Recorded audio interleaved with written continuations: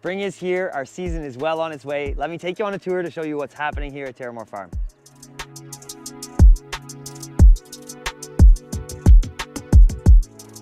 My name is Luke Sheldrick. I own and operate Terramor Farm with my wife Dana. We grow organic vegetables and cut flowers. We have a crew of 8 seasonal staff.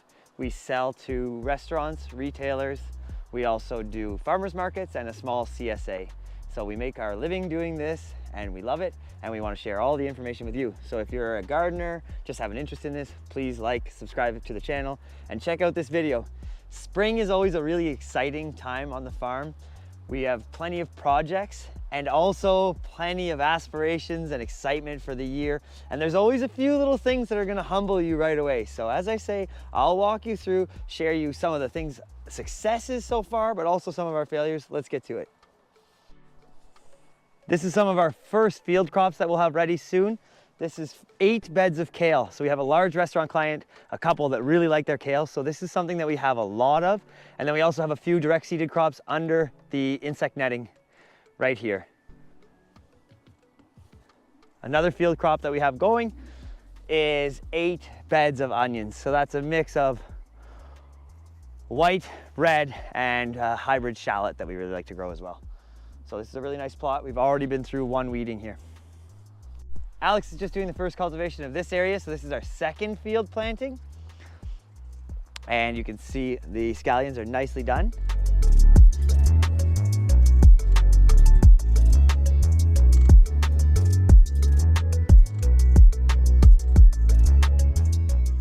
This here is our hardening off hut. So this is key for getting plants used to their transition from our nursery out to the field without sacrificing their well-being from nighttime temps. So during the day we can pull the sides up here, and at night if it's cool we can shut it down. And this is just a good way to get them used to outside without really damaging them if there's cold nights or anything like that. We've already sold roughly 5,000 tulips this spring. So a lot of them went to the Mother's Day farmers market. We sold some through our plant sale here. And yeah, it's been a great year for tulips. And next up we have our lilies coming, which we'll poke our heads in and see. So we've had a look at what's growing in the fields. Now let's take a peek at the greenhouses.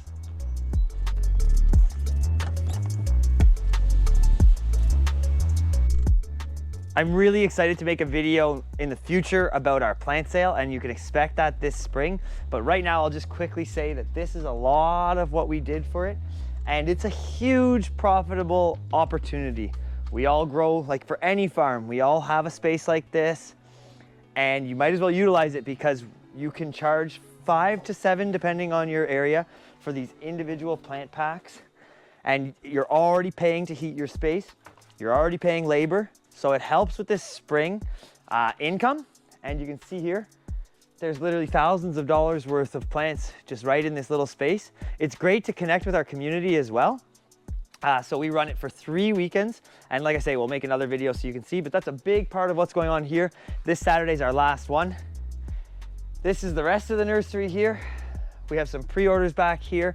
And then there's the bulk of what's gonna be going outside soon in here as well. So we have some tomatoes, field tomatoes that'll be going into one of those caterpillar tunnels that we just spoke about.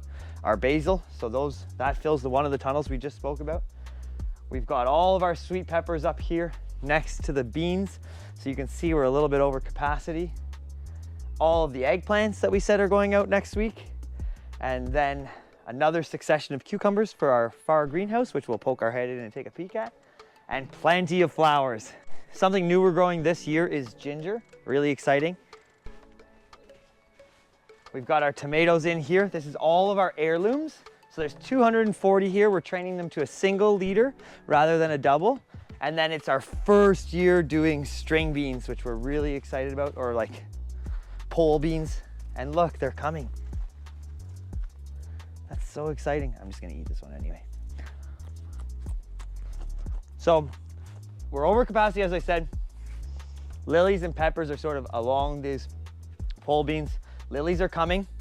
We planted these for the first year this year, and the goal with them was to bridge the gap between our tulips, to have a flower available between tulips and peonies and sort of our field flowers, and it's working perfectly.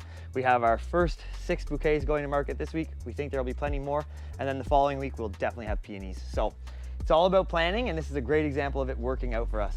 So now we're in greenhouse 2. This one is our major, larger greenhouse.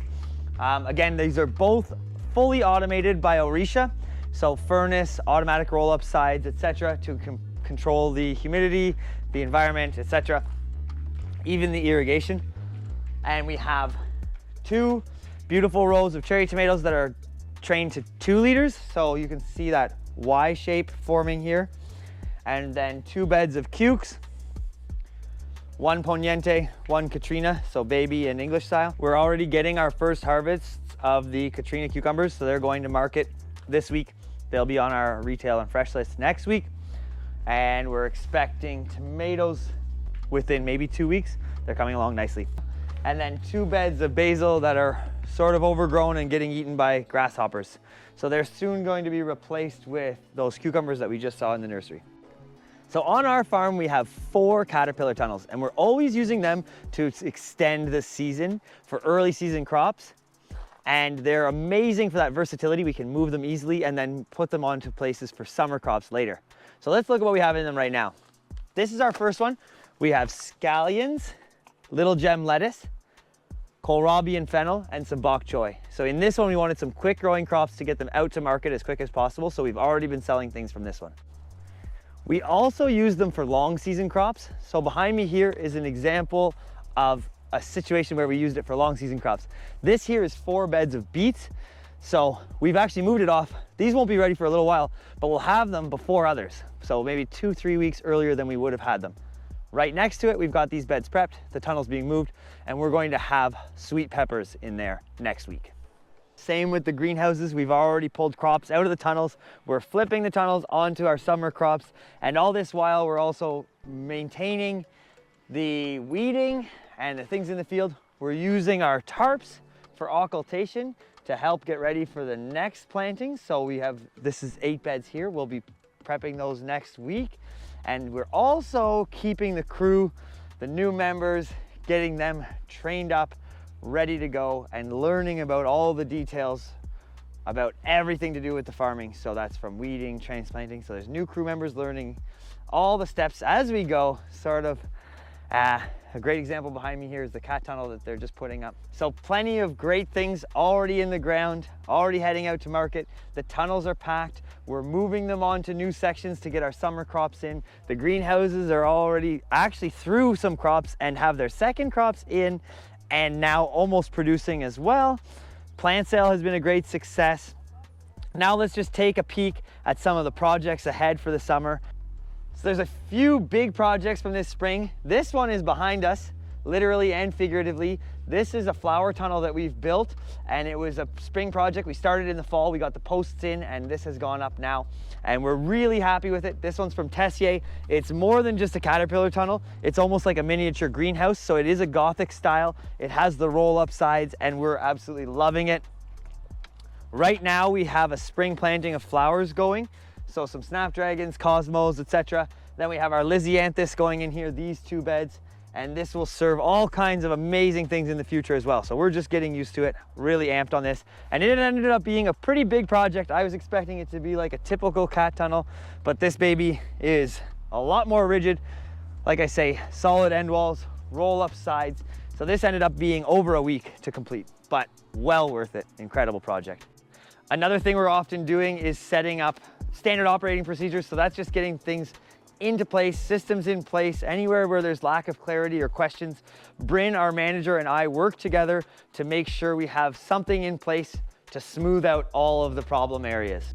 An example of that could be something as simple as a whiteboard, or our to-do list, having the field map posted. There's all kinds of just simple SOPs, and it's just always to provide information or clarity where there's questions. Another major thing we're working on is organization in general. So we've redone all of our tool area, and we've made custom hangers for it. So a big problem for us was envisioning what we needed for all the tools to hang. So we ended up just getting the tools to be able to create our own hangers. So this is dowel that's drilled into 2x6. And then we also use some 2x4s with typical sort of, I don't even know what these are called, joists, like joists for building decks. So we could just customize these 2x4s to hang other things off the 2x6 as well. So some nice organization, got a little bit of pegboard, and it's a huge step for us. A lot of these tools were on the ground. If you saw our YouTube video last year with the Market Gardener Institute, we said we wanted to do it. You gotta set your goals. We got it done, and we're gonna keep improving our organization. This is by far our most exciting project of the summer. So this is what used to be called the coop. We had our tools in here, some of them, and then our chickens. But this year we decided to get rid of our chickens so that we could have additional space for our flowers. So come in, I'm gonna show you what we're doing.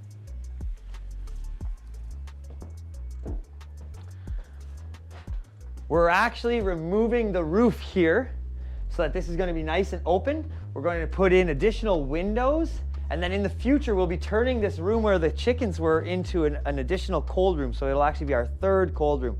So this is gonna be a lovely space. It already has electrical and water, which is a huge asset for an outbuilding. So we'll be adding additional lighting and really making this into a beautiful space where we hope to host workshops and things. So utilizing that space, it was actually sort of costing us time and money with the chickens, and now we loved having them, but at the same time, this is going to be a much better use for the space. So it's going to be baby steps, but a great project. So I hope you enjoyed that tour of Terramor Farm for the spring. We've got an exciting season ahead, and we're going to be sharing plenty of videos. So if you enjoyed this, or if you think you'd like to learn a little bit more about how we do things, why we do things, please give us a like, subscribe. We're going to be sharing weekly videos covering how our profitable farm operates, selling organic vegetables and cut flowers. And if you want to drop a comment, let us know what you're growing this year, or you could also tell us anything you're curious about, because like I say, we're going to be making videos every week. Thanks a lot. See ya.